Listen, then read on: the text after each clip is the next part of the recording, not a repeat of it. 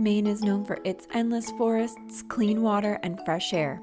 Our state's dedication to pristine places has some unexpected benefits. My name is Katie Yates, and in this series, Fishing Game Changers on Tap, I'm checking in with the unique partners striving to protect the Sebago Lake watershed. Protecting the watershed not only keeps our drinking water clean, but also helps keep our Maine traditions and communities thriving.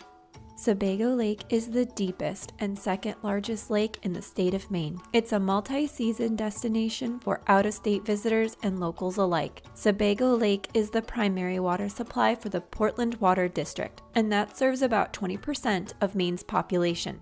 Just FYI, in this episode, I will be talking about the beer making process at a craft brewery, and therefore, it may only be suitable for 21 plus audiences. In last week's episode, I sat down with Laurel Jackson, a water resource specialist from the Portland Water District, to learn about why Sebago Lake water is so consistent and clean for its customer base in Portland. Laurel explained that the land surrounding Sebago Lake, known as the watershed, is mostly forested. Forests act as natural water filters. The forested land around Sebago Lake filters the water so the Portland Water District doesn't have to. In my conversation with Laurel, I learned that this also benefits the craft breweries in Portland. To learn more about what good quality water means for a craft brewery, I met up with Jason Perkins, the brewmaster at Allagash Brewing, on a sweltering spring day in 2019. I'm the brewmaster and VP of brewing operations. I oversee kind of all of the kind of beer making process, which we even from kind of ingredient sourcing through procurement of ingredients and brewing, what we call cellaring, which is like a fermentation side of things, packaging and quality. As brewmaster with 20 years of experience, Jason is responsible for many things at Allagash, including ingredient sourcing. So for ingredient sourcing, we, for our, primary, ingredients for brewing, of course, are grain of various types, hops, water, yeast. So, I spend a fair bit of time working with our growers who are growing grain, our maltsters who are taking that grain and turning it into malted barley or malted wheat, on contracts, on quality, on long-term sourcing and stuff like that. Same with hops as well, working with the growers and suppliers of hops to develop long-term contracts for, our needs for years to come. And certainly there's lots of other ingredients. Right now we're right in the middle of fruit season. We buy a lot of local fruit from farmers here in Maine. So we're right in the throes of that right now, where we're getting a lot of cherries and raspberries and blueberries, et cetera, coming in. So dealing with those farmers and conversations with them. Hops, barley, berries, whatever the alchemical method for creating great tasting beer, the number one ingredient is, you guessed it, water. Beer is mostly water, no surprise there. So good quality water means good quality beer. Now, I personally know nothing about beer. Thankfully, Jason seems like an expert in this area. Yeah, water is, our number one ingredient from an input standpoint. It's bigger than any other ingredient we use in terms of the percentage that it makes up. So, that alone makes it an incredibly important, arguably the most important ingredient in making beer. It really is the foundation for everything else. So, we can source the best grain in the country, in the world, same with hops, et cetera. But, if the water quality is not good, we're going to have some trouble. So not having to do any treatment to it, to contribute a softness of flavor to the beer, to allow the flavor inputs, grain, malt, hops, et cetera, to really shine without being distracted by other stuff. And finance does play a role in it too. We're really fortunate here in this area and in Maine in general, but for us specifically here, as we get our water from Sebago Lake, and it is one of only a handful of water sources in the U.S. that doesn't have secondary treatment for the water to make it suitable for your human consumption and for us for the making of beer. So we're really fortunate to have such a pristine water source.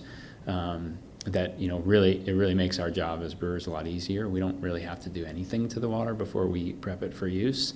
But that's just, that doesn't come by accident. It's a well-protected water source itself, the lake itself, but also the watershed that surrounds it is well protected. So, it doesn't come by accident that we have such high quality water to work with. The team at Allagash know to tip their hats to Sebago Lake's clean water and its impact on their final product. In conversations with other brewmasters across the country, Jason has learned that water quality and water scarcity are major issues for breweries in other states. I just know a lot from talking to other breweries across the country. I have a lot of colleagues at other breweries in other places, and having conversations with them about water quality, water scarcity, water treatment. It just really reinforces how fortunate we are here in Maine to have such great water. And again, I say fortunate, and that implies that it's luck. It's not luck. It's really, it's because of protection practices that are in place to keep that water quality so good. I should say single batch of beer, the process starts. All brewers are required to smell, taste, and do a pH test on the water every single time. And it's a little bit interesting because occasionally we have a brewer who's like, why am I doing this? Like this, there's no reason for me to do this. It's always the same. It's always very similar pH. It always smells great, or basically smells clean and perfect. Mm-hmm. But it's just a check we always do, just as a matter of course. But the point being, it's just really consistent. The water is great in the first place. The Portland Water District does a great job. So it's something we can, if we're not careful, take for granted. Remember from episode 1, Laurel said Maine is fortunate to be home to many waterways that have an EPA waiver to filter, meaning they don't need expensive secondary filtration systems. As a result, breweries like Allagash can take the water right from the tap and create a high-quality product at a fraction of the cost. Maine has what you might call a booming craft beer industry. I asked Jason if he thinks the inexpensive, high-quality water is one of the reasons for this. Yes, I do think that the quality of the water has an effect on the number of breweries that are here for sure. I think there's lots of things that make us have such a high concentration of breweries in the state, but certainly water and the quality of the water, and I can really only speak for the Sebago Lake watershed just because that's where we're located.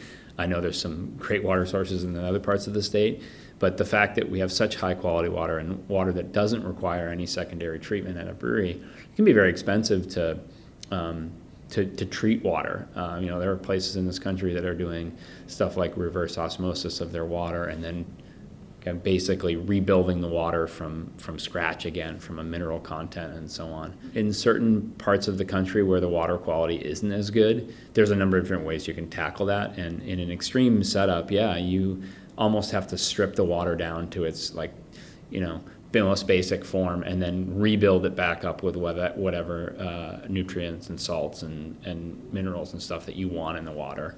And that's not an easy thing to do and very expensive. So just from an economic perspective, being able to open a brewery in an area where you literally just take the water from the municipal water supply is not something we should take for granted, because it's not something that you can do everywhere.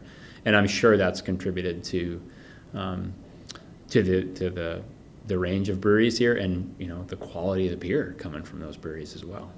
Creating high-quality products that elevate our natural world is in Maine's DNA, according to Jason. Part of this is because outdoor adventure seekers from all over the world visit our state year-round.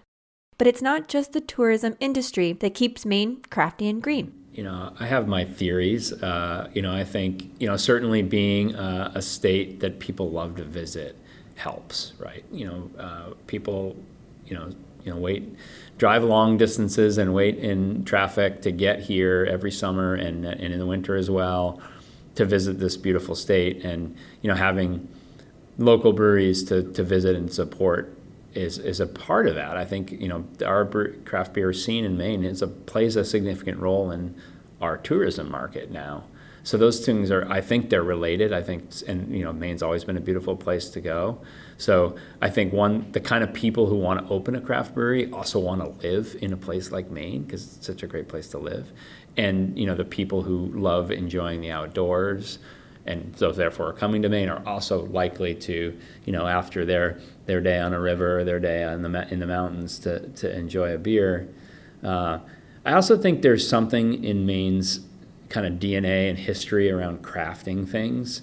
And that doesn't just mean beer. It could mean cheese. It could mean furniture. It could mean any number of things. And I don't have a better explanation for why that is, but there's something in kind of in Maine's, again, DNA about making something. And I think that plays into this as well. But we also have some real pioneers in the brewing scene here in terms of the craft beer movement. A brewery like Geary's that started in 1986. That's well before the country. We started in '99, for example. So, and we're still almost 25 years old ourselves. So they were early adopters of it. Geary's Brewing is a pioneer in the craft brewing world. Incorporated in 1983, it's New England's first craft brewery in the post-Prohibition era, and it holds federal craft brewing license number 13. I stopped by Geary's in a later episode. Having that early history and appreciation for craft beer, I think helps as well. It's more known now for a beer state than it was maybe 20 years ago, but even 20 years ago that, we were ahead of most states at that point in the game. If for some reason the water quality here goes down, then further treatment is going to be necessary for us as a brewery, but also for everybody. That's another thing that whenever I talk about water and beer, I always like to point out that, we really view as a brewery of, a larger brewery in the state, and, people love craft beer. We view that we almost have a cool platform to talk about water because people love to talk about beer. So I can talk about beer and I can talk about the importance of water. But to state the obvious, water is a lot more important than just making beer.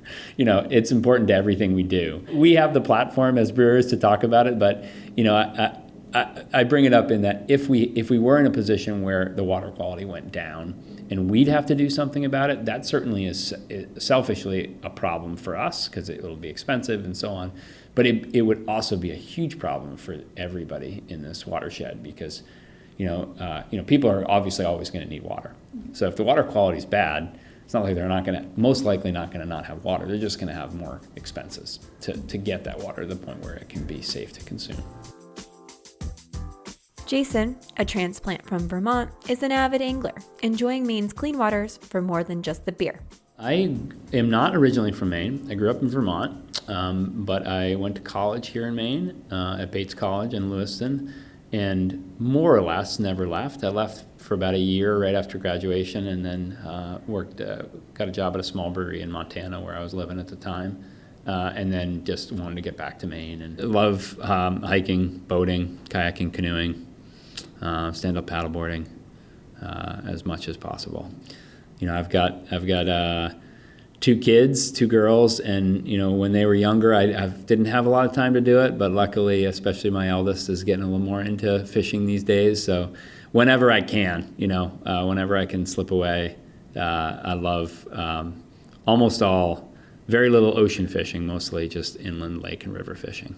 Jason has me wondering about the recreational opportunities on land and water in the Sebago Lake watershed. So before I continue on my brew tour of Portland, I take a side trip to Loon Echo Land Trust in Bridgeton, Maine. And it's one of those partners mentioned by Laurel in the first episode, working to conserve the forested land in the Sebago Lake watershed.